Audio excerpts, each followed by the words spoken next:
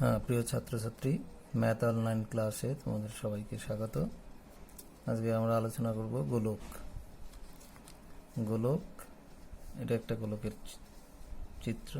গোলক, এই গোলকের এটা হচ্ছে ব্যাসার্ধ। এটাকে আর দিয়ে লেখা হয়। এখন গোলকের আমরা একটা সূত্র হচ্ছে গোলকের পার্শ্বতলের ক্ষেত্রফল।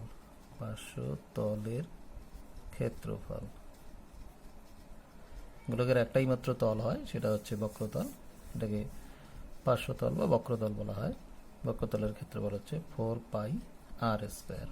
আর হচ্ছে ব্যাসার্ধ, 4πr²। এখন 4πr², এটা কিভাবে আসলো? এটা বিভিন্নভাবে তোমাদের বইও একটা আছে যে 4πr² কিভাবে হয়। তো এটাকে একটা প্রমাণ করা যায় যে এরকম একটা মোমের, মনে করো একটা পাত আছে, মোমের পাত। এটাকে এখানে একটা বড়, যদি এখানে একটা গোলক আমরা করলাম, এটা গরম গোলক, সেটা ধাতব গোলক। এটাকে যদি আমি এই একটা মোমের পাতের মধ্যে রেখে যদি আমি এমনভাবে এঁকে এই জন্য একটা রাউন্ড এদিকে আসে এবং এখানে চলে আসলো, এখান থেকে এখানে চলে আসলো, তাহলে মোমের পাতটাকে সে গলাবে। সেটা দেখা যাবে যে এখানে এরকমভাবে ছবিটা এরকম আসে, যে প্রথমে এরকম হবে ছবিটা, এরকম গলার পাতটা, যেটা মোমটা গলে আসবে সেটা এরকম হবে। এখানে গোলকটা এখানে ছিল, এখানে চলে আসলো। এখন এই পোর্শনটাকে যদি কেটে আমরা এখানে নিয়ে যাই, তাহলে যে ছবিটা এরকম হবে, এরকম হয়ে যাবে, এরকম। তাহলে এটাই হবে 2r। এই গোলকের যে ব্যাস, এই ব্যাসটা এখানে 2r হবে। আর এই যে একটা পাক ঘুরলো, অর্থাৎ আমরা জানি যে কোনো একটা যদি চাকার মতো হয়, তাহলে চাকাটা এক পাক ঘুরলে আমরা জানি যে পরিধির সমান করে, তো এটা হচ্ছে 2πr। তাহলে এই জায়গাটার ক্ষেত্রফল হচ্ছে কি? এই জায়গাটার ক্ষেত্রফলটা কি হলো? আমরা জানি ক্ষেত্রফল হচ্ছে দৈর্ঘ্য ইন্টু প্রস্থ। তাহলে এটার ক্ষেত্রফল হচ্ছে 2πr ইন্টু 2r, দৈর্ঘ্য ইন্টু প্রস্থ। তাহলে এটা 4πr²। এইভাবে পার্শ্বতলের ক্ষেত্রফল বা এটা আসে। গোলকের পার্শ্বতলের ক্ষেত্রফল হচ্ছে 4πr²। কীভাবে আসলো এটা আমি একটু তোমাদের জানিয়ে দিলাম। এবার এটা আসে বই, তোমাদের আরও অন্যভাবে একটা আছে, হাতে কলমে কীভাবে দেখানো যায়। এবার হচ্ছে 2 নম্বর, এটাকে হচ্ছে ঘনফল বা আয়তন। এর সূত্রটা হচ্ছে 4/3πr³। 4/3πr³। 4/3πr মানে ব্যাসার্ধ।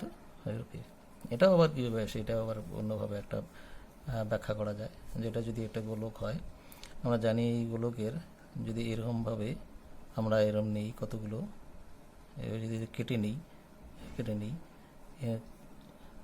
যদি কেটে নিই, তাহলে প্রত্যেকটা একটা করে যদি এই পোর্শনটাকে আমি একটাকে বের করে এইদিকে নিয়ে আসলাম, এরকমভাবে নিয়ে আসলাম, তাহলে এটা হলো আর, এটা একটা পিরামিড হয়ে গেল। এটা একটা পিরামিড হলো। তাহলে আমরা জানি পিরামিডের আয়তন, ক্ষেত্রফল হচ্ছে পিরামিডের ক্ষেত্রফল হচ্ছে 1/3 ইন্টু ভূমির ক্ষেত্রফল ইন্টু উচ্চতা। এটা হচ্ছে পিরামিডের ক্ষেত্রফল। তাহলে এখানে ভূমির ক্ষেত্রফল, এটা হচ্ছে ভূমি, মানে এটাকে যদি ভূমিটা যদি আমি এক্স ধরি, ক্ষেত্রফলটাকে যদি আমি এক্স ধরি, তাহলে 1/2 ইন্টু এক্স ইন্টু উচ্চতা বলতে এখানে ব্যাসার্ধ মানে আর। এরকম আমি কতগুলো এখানে মনে করো, এটা একটা এক্স হলো, এটা এক্স হলো, এটা ওয়াই হলো, এটা জেড হলো, এভাবে যদি আমি ধরি, তাহলে এরকম দেখবো যে এরকম অনেকগুলো হবে। তাহলে একটা হবে এরকম, একটা হবে 1/3, আর একটা এরকম, আর একটা ওয়াই ইন্টু আর, আর একটা হবে 1/3 জেড ইন্টু আর। এভাবে আমরা যদি দেখি ডট করে, তাহলে দেখব যে সমস্ত পিরামিডটার যে এই গোলকটার সমগ্রতলের যেটা আয়তনটা, সেটা হবে কি, যে তাহলে আয়তনটা যেটা হবে সেটা হবে 1/3। এখানে এই আর এটা যদি কমন নেই, তাহলে থাকবে x plus y plus z plus dot এরকম। তাহলে 1/3 ইন্টু আর into x plus y plus z, মানে একটা করে প্রত্যেকটা যদি আমরা এরকমভাবে একটা করে যদি ভূমি নিই, তাহলে দেখা যাবে সমস্ত চতুর্পাশের যে ভূমিগুলো সেগুলো কভার করবে। আমরা জানি সেটা হচ্ছে তার পার্শ্বতলের ক্ষেত্রফল বা বক্রতলের ক্ষেত্রফল, সেটা হচ্ছে 4πr²। তাহলে এখানে কি হলো, 4 বাই 3 পাই, এখানে আর স্কোয়ার আর গুণ করলে হবে আর কিউব। এই জন্য আয়তনটা হচ্ছে 4/3 পাই আর কিউব। এই হচ্ছে গোলকের। এখন আরেকটা আছে, সেটা হচ্ছে 3 নম্বর, এটা হচ্ছে অর্ধগোলক। অর্ধগোলক, অর্ধগোলকটা ছবিটা এরকম হয়, এরকম অর্ধগোলক। এটা হচ্ছে আর, এটাও হচ্ছে আর। তাহলে অর্ধগোলকের যেটা বক্রতলের ক্ষেত্রফল, অর্থাৎ বক্রতলের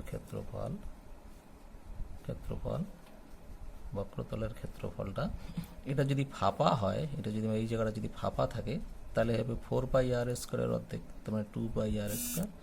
আর যদি এটা যদি আবার নিরিট হয়, এটা হচ্ছে ফাঁপার ক্ষেত্রে, আর যদি নিরিট হয় তাহলে এই 2πr² তো থাকছেই, তারপরে এখানে এটা একটা বৃত্ত, তাহলে 2πr² প্লাস πr², তার মানে কত হবে 3πr²। এই 3πr², এটা হচ্ছে নিরেট যদি হয়, নিরেট। তাহলে অর্ধগোলকের ক্ষেত্রে বক্রতলের ক্ষেত্রফল যদি 2πr² হবে যদি ফাঁপা হয় গোলকটা, অর্থাৎ নিচে কিছু নাই, আর যদি 3πr² হবে যদি নিরেট হয়। আর এর ঘনফল বা আয়তন, আয়তনটা হবে 4/3 পাই আর কিউব, তার অর্ধেক, তার মানে 2/3 পাই আর কিউব। এই হচ্ছে মোটামুটি সূত্রগুলো। একটা হচ্ছে ঘনফল বা আয়তন অর্ধগোলকের 2/3 পাই আর কিউব, বক্রতলের ক্ষেত্রফল অর্ধগোলকের 2πr², যদি এটা ফাঁপা থাকে, যেমন বাটি, উল্টানো বাটি। আর যদি 3πr² হবে যদি নিরেট। এটা মনে করো বল সমান আছে, বল সমানটাকে মাঝে কাটলে সেটা হবে 3πr²। আর গোলকের বক্রতলের পার্শ্বতলের ক্ষেত্রফল বা বক্রতলের ক্ষেত্রফল, সেটা হচ্ছে 4πr², এর ঘনফল বা আয়তন হচ্ছে 4/3 পাই আর কিউব। এই কটা সূত্র আমাদের মনে রাখতে হবে। হয়ে গেল। এখন আমরা চলে যাব অঙ্কে। আমাদের এখানে তোমাদের বই আছে, যে এক্সারসাইজ 12,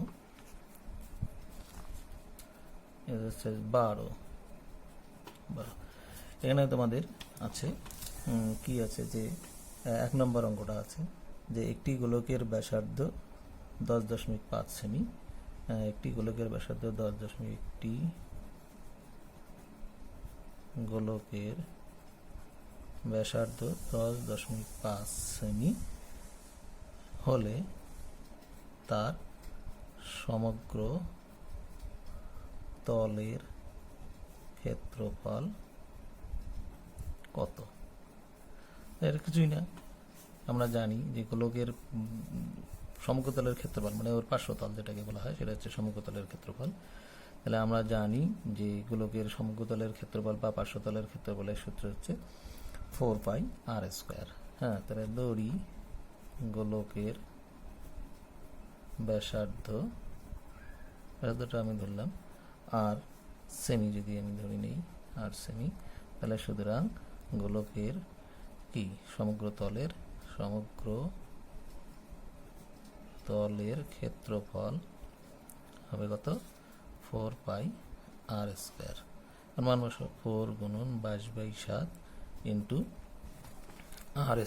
আর হচ্ছে কত? এখানে দেওয়া আছে 10.5 সেমি, তাহলে 10.5 ইন্টু 10.5, যেহেতু এটা মান বসানো হয়ে গেলো তখন এখানে একক লিখতে হবে। তাহলে ক্ষেত্রফল যেহেতু, তাহলে বর্গ সেমি।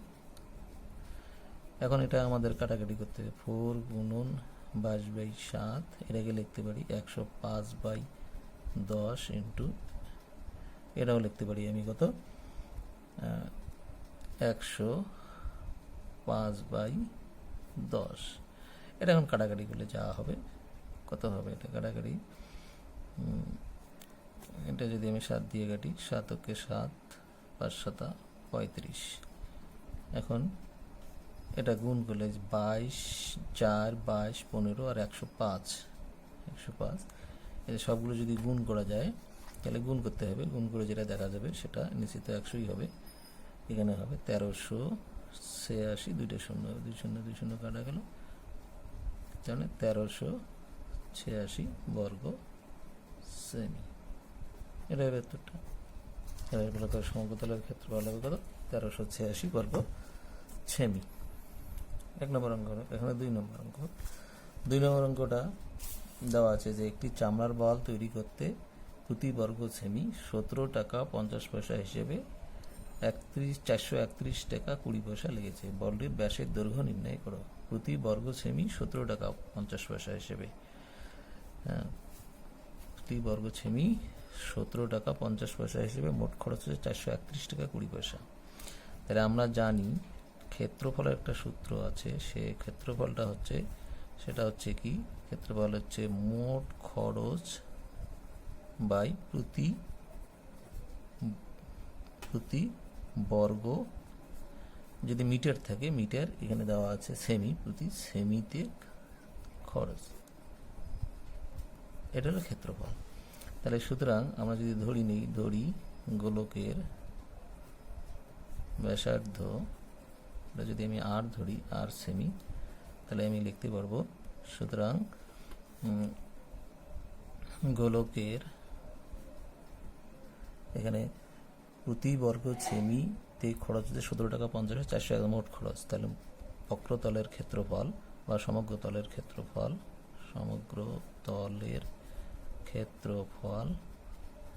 সমান সমান কত হবে? সমান হবে 431.20 বাই 17.50 এত বর্গ সেমি।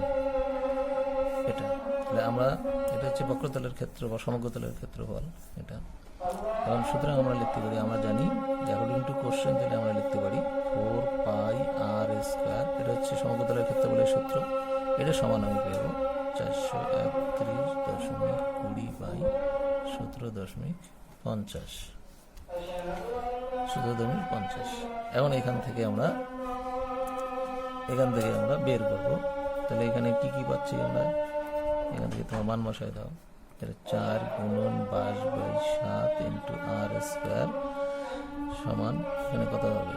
431.20 আর 1750, এটাই হবে। হ্যাঁ,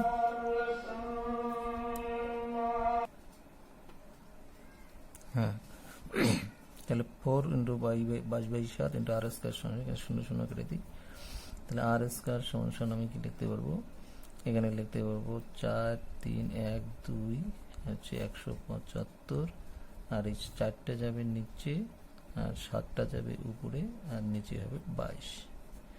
এখন যদি আমি এটাকে কাটাকাটি করি, তাহলে এখানে কি হবে? 7 7 দুগুণ 14, আর এখানে 5 5 7 35 25।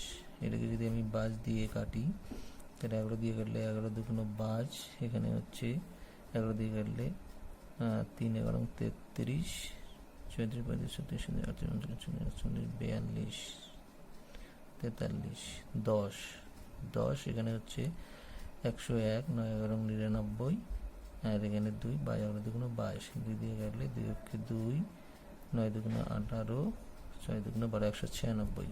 তাহলে এখানে থাকছে কত? আর সমান হচ্ছে √196/100, তার মানে এটা কত হবে?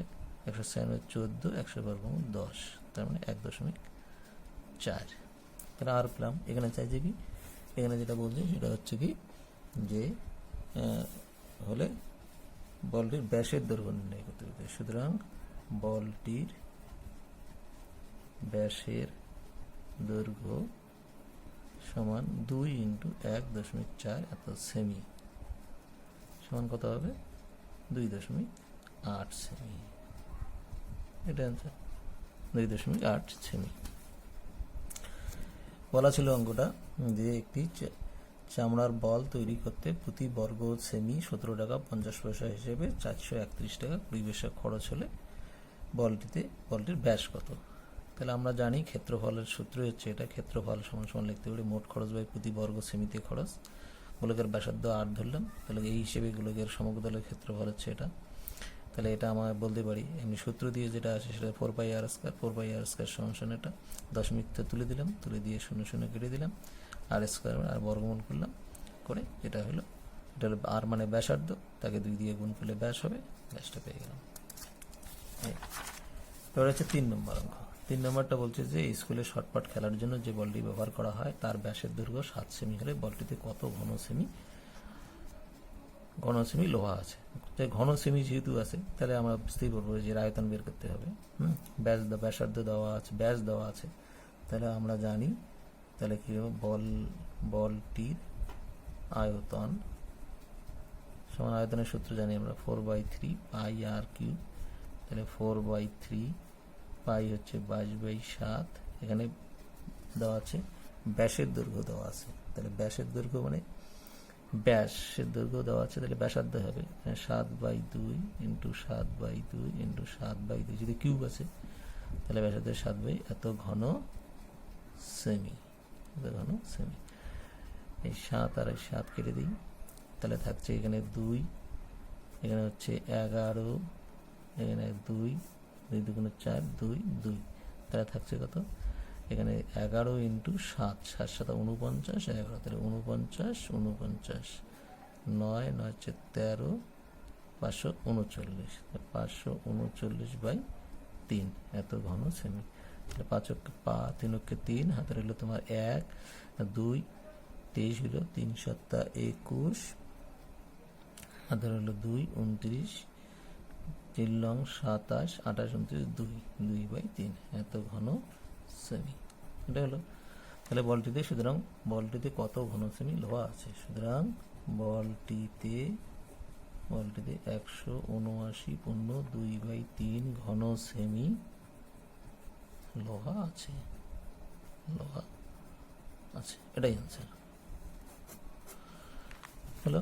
এবার 4 নম্বর অঙ্ক দেওয়া আছে যে 28 সেমি দৈর্ঘ্যের ব্যাস বিশিষ্ট একটি নিরেট গোলককে সম্পূর্ণরূপে নিমজ্জিত করলে কত জল অপসারিত হবে। আমরা জানি যে কত জল অপসারিত হবে, এটা আর্কিমিডিসের সূত্রের অনুসারে ওর আয়তনের সমান জল অপসারিত হবে। তাহলে এখানে গোলকের আয়তন আমরা জানি সূত্র 4/3 পাই আর কিউব। তাহলে 4/3 পাই হচ্ছে 22/7। এখানে 28 সেমি দৈর্ঘ্যের ব্যাস বিশিষ্ট দেওয়া আছে, 28 সেমি দৈর্ঘ্যের ব্যাস বিশিষ্ট, তাহলে ব্যাস বিশিষ্ট যদি হয় তাহলে এখানে ব্যাসার্ধ কত হবে, 28 যদি, তাহলে ব্যাসার্ধ হবে 14 ইন্টু 14 ইন্টু 14, এত ঘন সেমি।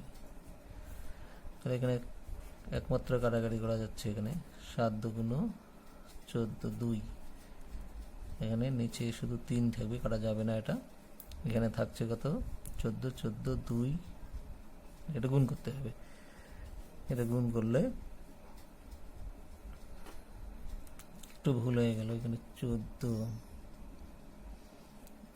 না, ঠিকই আছে, এটা যেটা গুণ করলে হবে, তোমরা গুণ করে দেখবে, এর গুণফলটা হবে 34 4 9 6, 34 4 9 6, এটা হবে এত ঘন সেমি। এটা যদি আমি ভাগ করি, 3 × 3, 3 × 3, হাতে রইল 1, 3 4 12, 13 14 হাতে রইল 2, 3 লং 27, হাতে রইল 2 26, তাহলে 3 8 24 25 26, 2/3, এত ঘন সেমি, এত ঘন সেমি। সুতরাং আমরা লিখতে পারি, সুতরাং অপসারিত জলের পরিমাণ 1149.8 এত ঘন সেমি, এটাই উত্তর। আশা করি তোমরা এখানে অঙ্কগুলো বুঝতে পারছো। 4টে অঙ্ক করা হলো আজকে এই পর্যন্তই। এরপরের ভিডিওতে আমরা বাকি অঙ্কগুলো আলোচনা করব। তোমরা ভালো থাকো, এগুলো শেষ করছি।